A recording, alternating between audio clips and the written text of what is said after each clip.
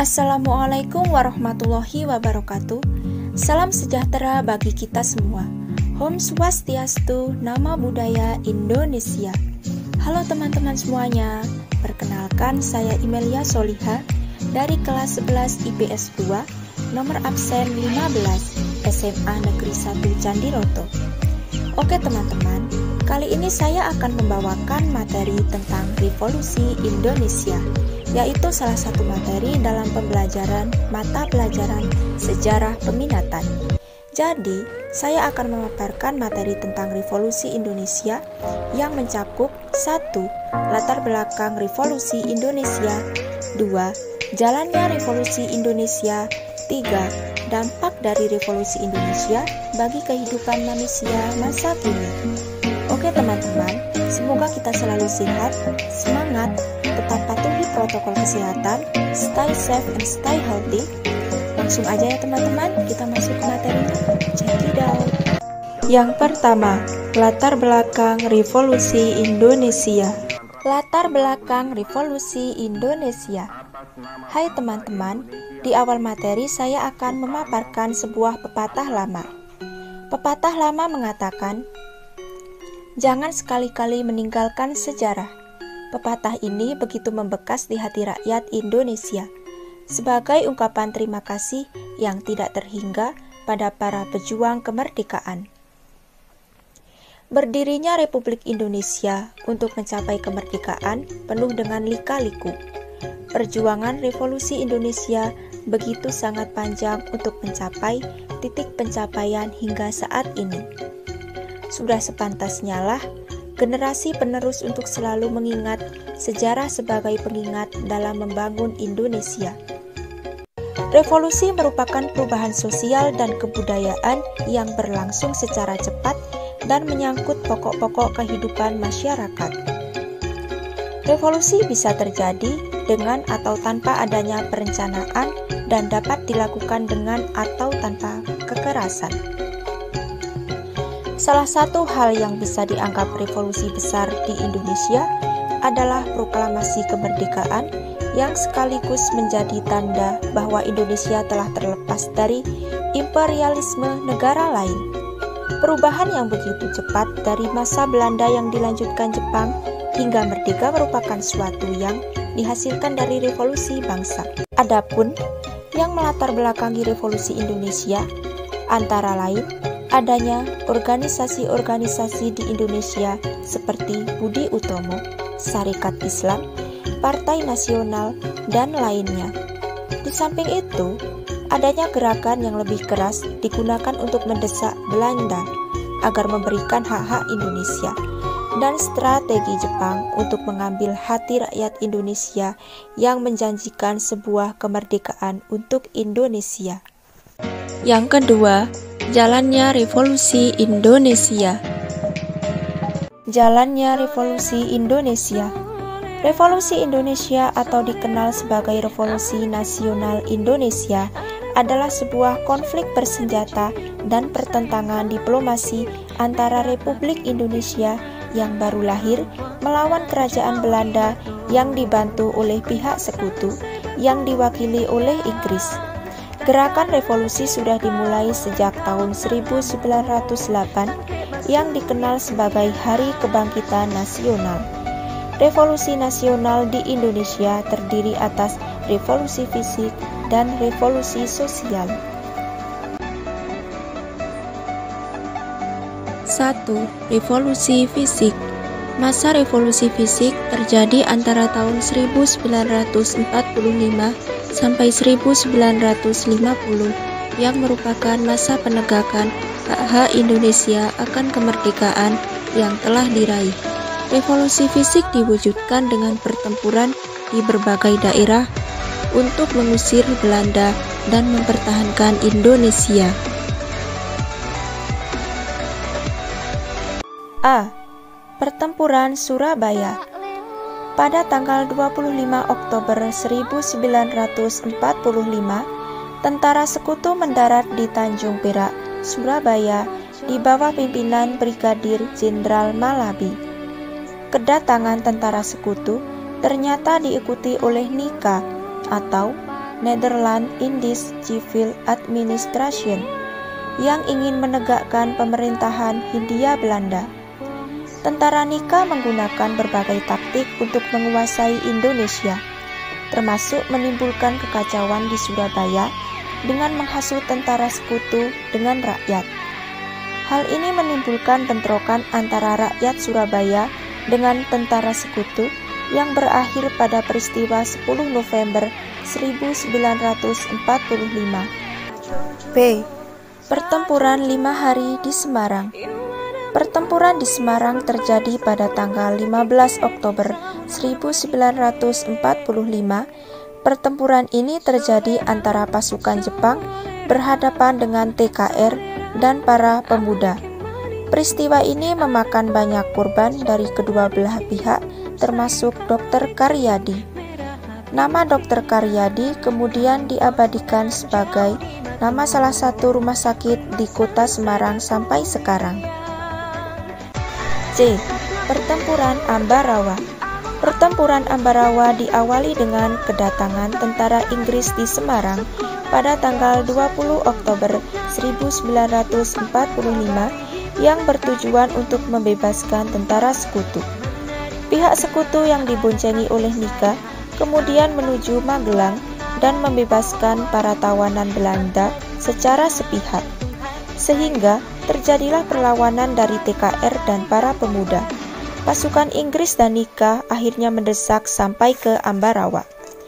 Pada pertempuran di Ambarawa, Letkol Isdiman gugur sebagai kusuma bangsa.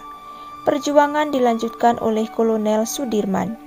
Akhirnya pada tanggal 15 Desember 1945, tentara Indonesia berhasil memukul mundur sekutu sampai Semarang. D. Pertempuran Medan Area.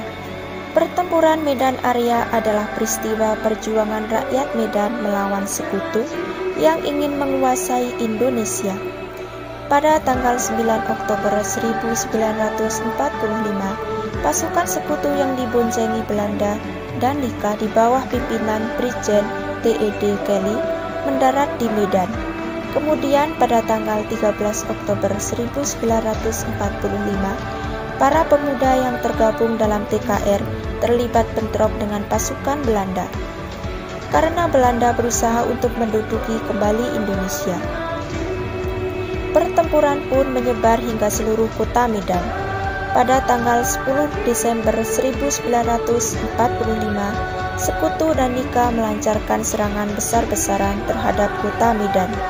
Akhirnya, bulan April 1946,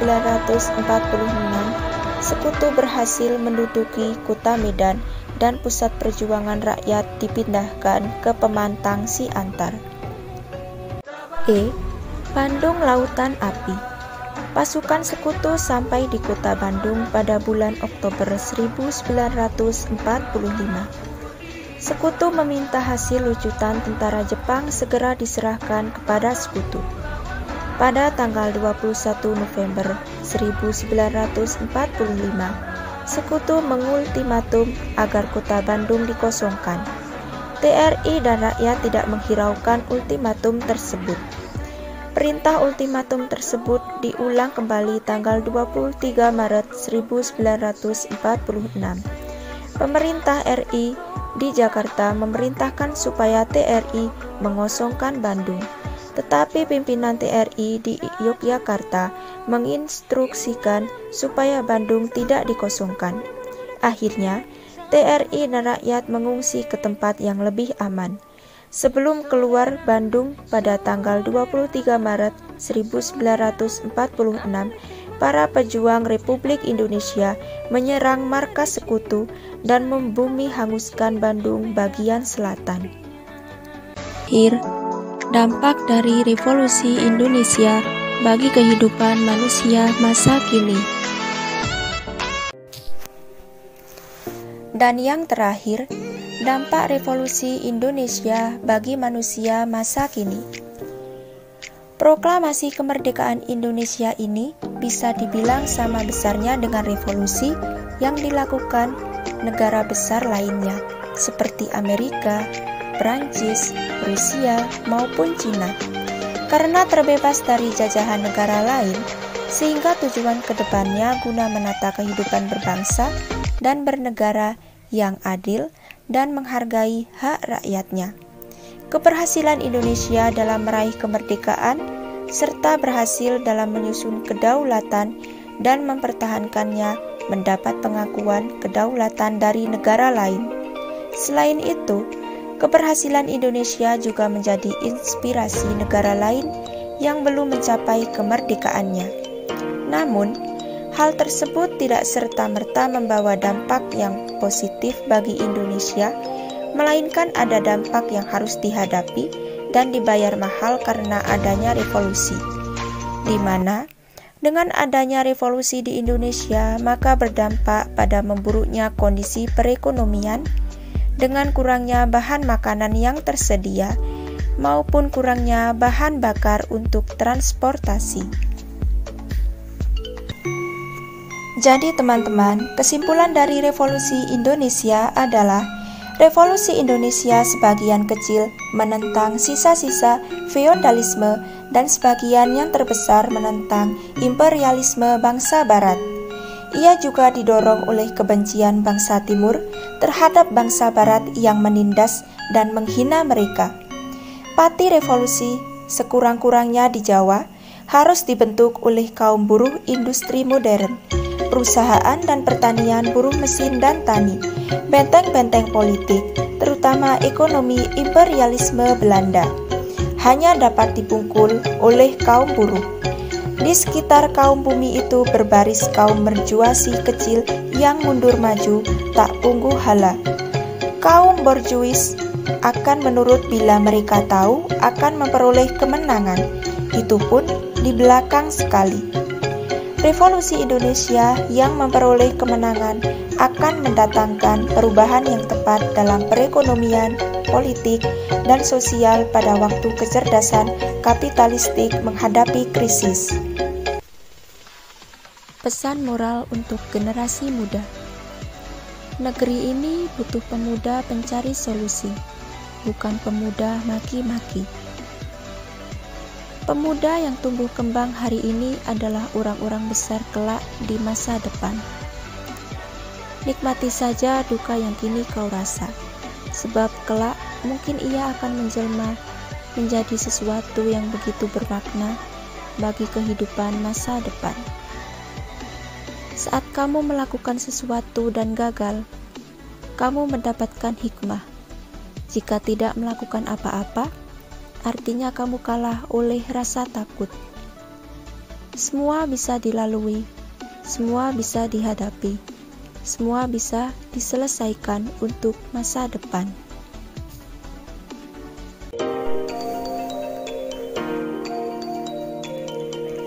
Cukup sekian video dari saya, semoga bermanfaat bagi kita semua.